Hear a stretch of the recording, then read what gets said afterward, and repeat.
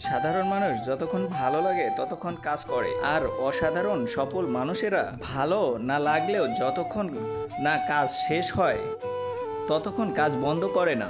বিশ্বাস করো তুমি পারবে, তাহলে তুমি অর্ধেকটা পেরে গেছো।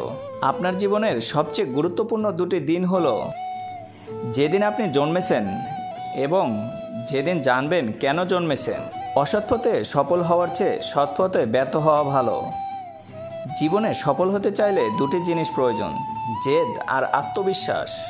অল্প বয়সে কাউকে পাওয়ার আশায় নিজের জীবন নষ্ট করো না। তুমি নিজের মতো করে তোমার জীবন সাজাও। সময় বলে দিবে তুমি কার হবে এবং কে তোমার হবে। যেখানে আছো সেখান থেকেই শুরু করো।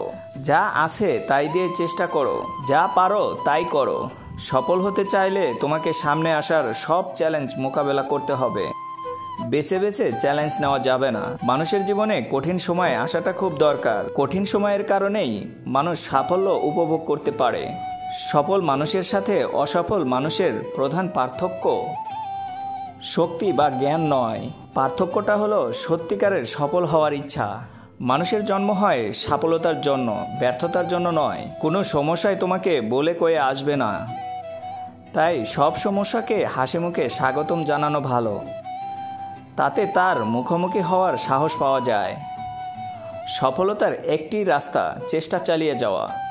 সাফল্য আসলে কাজ করে যাওয়ার সাথে সম্পর্কিত। সফল মানুষেরা সবসময় কাজ করে যান। তারা ভুল করেন কিন্তু কখনো সেই কারণে থেমে যায় না।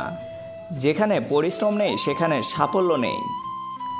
যারা ব্যর্থ হওয়ার সাহস করে শুধু তারাই বড় সফলতা অর্জন করতে পারে।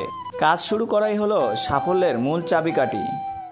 ঝুঁকি নেওয়ার জন্য যার যথেষ্ট সাহস নেই, জীবনে সে কিছুই অর্জন করতে পারবে না। যতক্ষণ না কাজ সমাধান হচ্ছে ততক্ষণ পর্যন্ত তা এক অসম্ভব বিষয় বলে মনে হবে।